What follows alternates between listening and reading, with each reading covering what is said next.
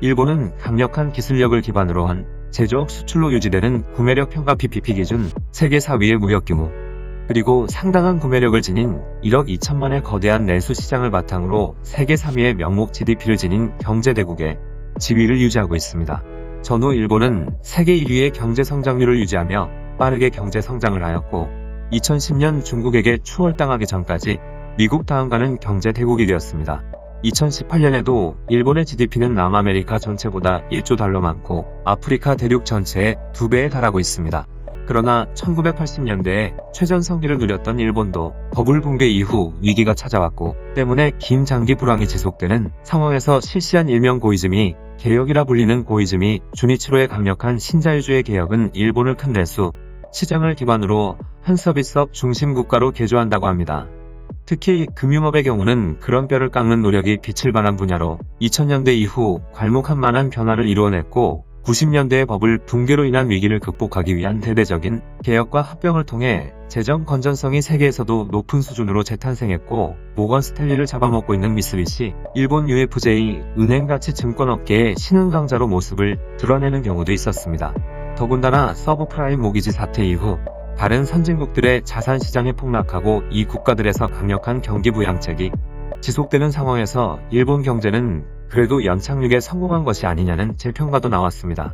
물론 이는 세계가 다같이 시궁창으로 말려 들어가는 상황에서 그나마 선방했다는 이야기도 있지만 버블 붕괴 이후에도 엔화의 위상은 크게 흔들리지 않았으며 1997년까지는 저성장이었을지언정 선진국 수준의 경제 성장률은 이루어냈고 1997년 이후부터 제로 성장이 시작되면서 현재 엔화, 환산 GDP는 1997년 이후보다 미세하게 높은 정도로 심각한 정체 상황. 하지만 이때만 하더라도 사회 분위기는 그렇게 나쁘지 않았습니다.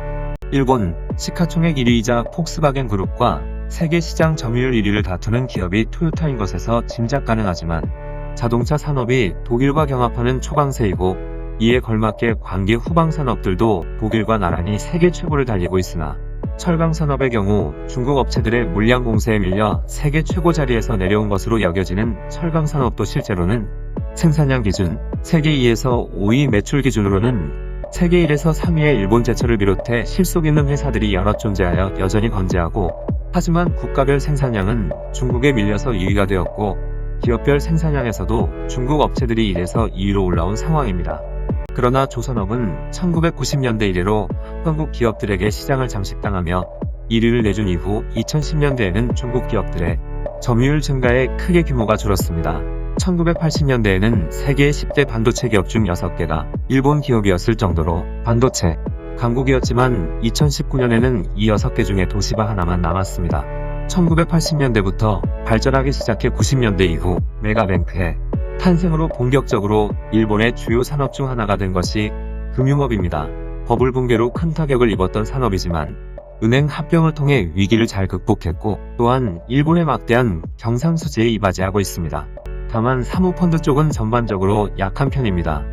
그러나 소프트뱅크라는 벤처 캐피털계의 세계적인 큰손이 존재하고 있습니다.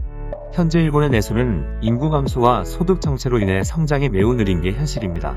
사실 내수가 성장하려면 인구가 계속해서 증가하거나 소득, 월급이 증가해야 되는데 일본은 오히려 인구가 감소하고 있으면서도 월급 최저임금은 늘릴 생각을 하지 않기 때문에 일본의 내수는 발전하지 못하고 정체되어 있으며 실제로도 일본의 임금 수준은 1997년에 고점을 찍은 뒤 그 수준에서 약간 낮은 수준에서 쭉 유지하고 있는 형편입니다.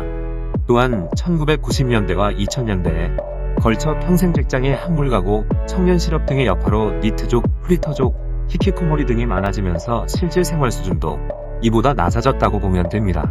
2010년대에는 청년 실업 문제가 해소되었지만 그 대신 수입 물가가 많이 올라갔으며 월급에서 떼가는 세금도 노인복지 부담으로 인해 한국보다 많이 높다 보니 실질적으로는 한국과 큰 차이가 없고 대도시 지역의 월세비가 한국에 비해 크게 높은 데다가 주차비나 교통비도 많이 비싼 편입니다.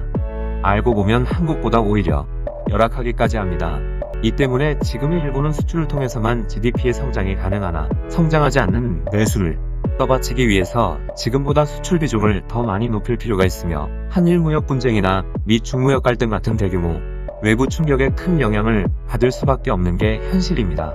지금의 일본 GDP 성장도 일본의 제조업이 점점 저물어가는 데 비해 금융을 통해 벌어들이는 돈의 비중은 더 많아지고 있기 때문에 금융을 하는 기업은 돈을 벌지만 금융을 하지 않는 개인은 가난해지게 되는 악순환이 이어지고 있는 게 현재 일본의 어려운 상황이라고 말할 수 있습니다. 지금까지 신박도 경제에서 일본 경제에 대해서 알아보았고 더 좋은 영상으로 찾아뵙겠습니다. 감사합니다.